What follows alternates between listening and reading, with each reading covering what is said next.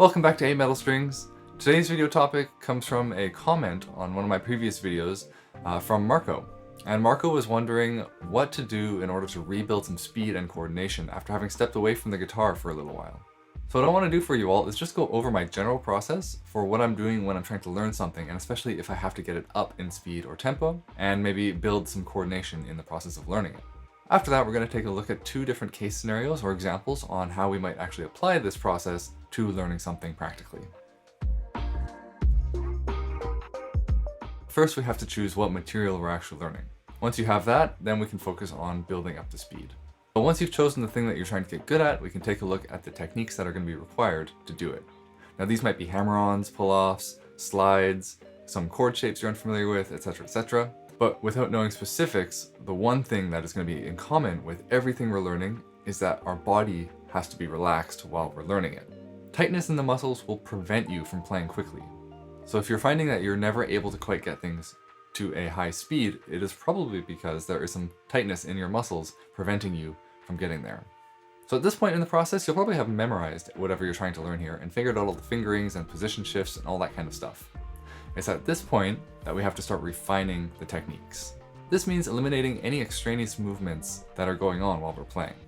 For example, this could be your fingers are going too high when you're doing a pull-off, or maybe your wrist is twisting too much during a chord change.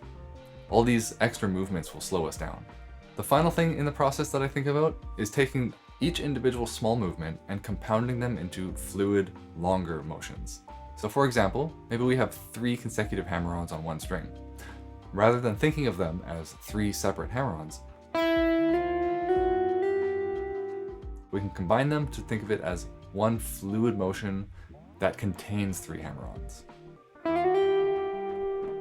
So to summarize, we have to pick the material that you want to learn and actually begin learning it. 2, work on the techniques with special attention on keeping a relaxed body so that we don't have to unlearn the tightness later on that will prevent us from getting faster. 3, we have to refine individual movements, which will allow us to go faster. And 4, combine smaller movements into larger compound movements. Now, this process isn't necessarily linear, even though I've laid it out that way, and you might have to jump around between points as you're learning. You might find yourself refining individual movements as you combine them into compound movements, and we might be having to constantly remind ourselves in the process to keep a relaxed body. Alright, so let's take a look at an actual example of doing this in practice. So my material I've chosen is going to be this kind of arpeggio using Tim Miller's 2-1-2 arpeggio technique, and this is going to be in B major. So the material looks like this.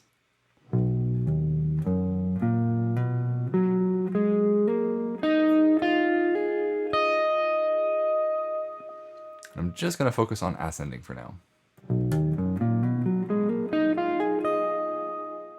So as soon as I start practicing this, I'm going to start thinking about how my neck and shoulders feel and how, tense I am while I'm playing and learning.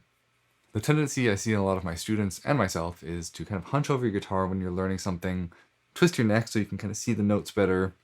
Maybe your arms get a little tighter as you're trying really hard to hit everything accurately.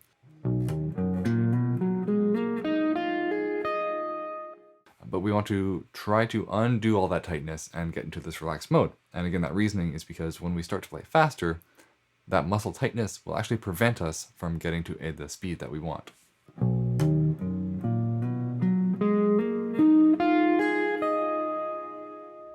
So there are a couple of cues that I use for myself to help me relax, and you're more than welcome to give these a shot to see if they help you be mindful of your body. One of them is to keep my arm loose, and I will actually do these extra arm movements to check in. So you might have noticed at the end there, I did this bit of vibrato at the end, but I used my whole arm. And this is just to make sure that my arm is loose. Another thing I'll do is I'll kind of move myself with the notes. And again, these are movements we'll have to refine and take out later, but they make sure that I'm staying relaxed when I'm learning something.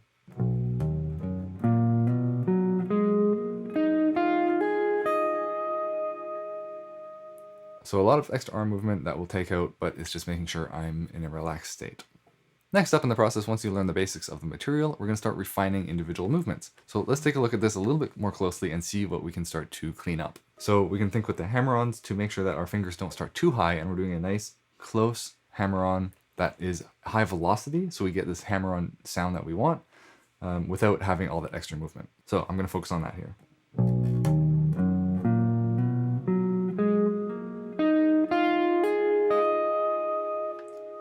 So another thing I can think about here is my picking and making sure that I'm not moving too much. This is almost a sweep motion, just a little bit slowed down with those hammer-ons. So I'm going to make sure that I'm not moving my pick more than I have to, and I'm trying to just drag it straight through the strings in a very controlled manner.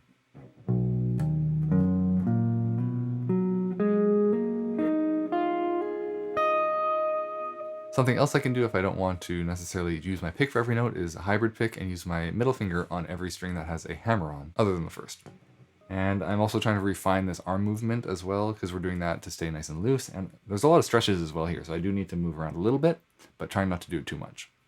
So lastly, as I start to build speed with this, I'm going to start to think about how can I combine these individual movements, like the hammer-ons and moving across the strings, into these larger concepts. It's kind of similar to the thought process of chunking when you're learning something. You know, we want to think of large concepts, and then within that, we have smaller ideas.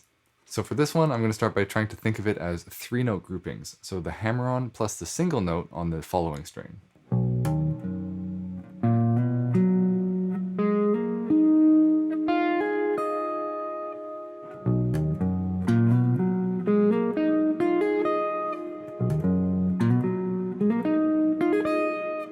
Once you kind of get those individual groups, start to combine them into larger groups. So rather than groups of 3, I'm going to combine them into groups of 6.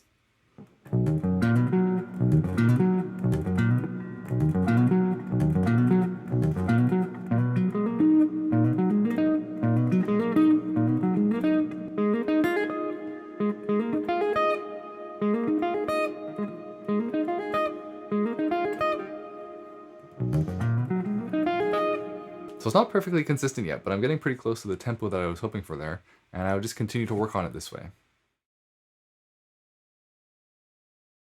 Alright, let's just go through the process one more time, and this time with a selective picking riff from the Animals Leader song, Monomyth. This is something I'm actually working on right now, so this one is a real example. So learning the notes, first big step, and it's actually a decently large step in this one.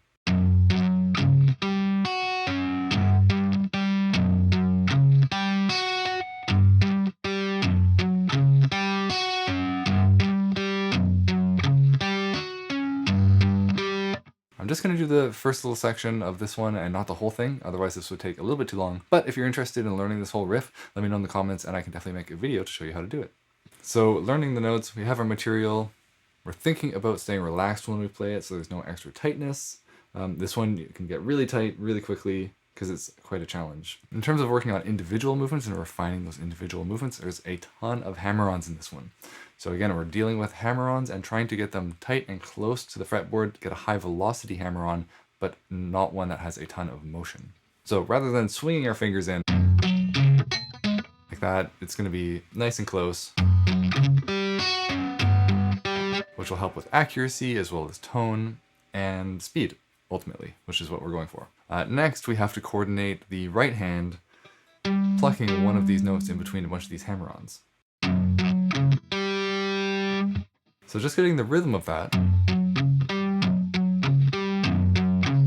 might be something to work on for a while. Finally, we can start to combine these movements into groupings. So just out of coincidence, this one also works well if you think of it in groups of 3s.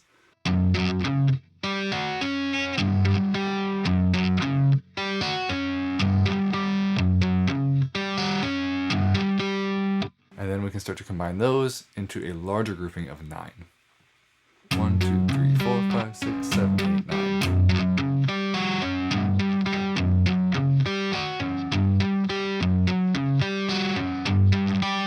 And then we begin to speed it up.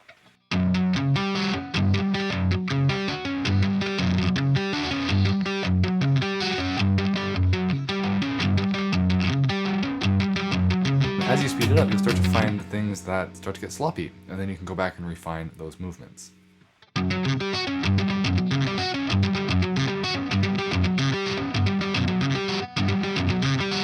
So my pinky isn't feeling the most accurate in hitting this hammer-on all the time, so I'll go back, work on that, make sure I'm getting that accuracy, try to integrate it in the larger motions, and then speed it up again.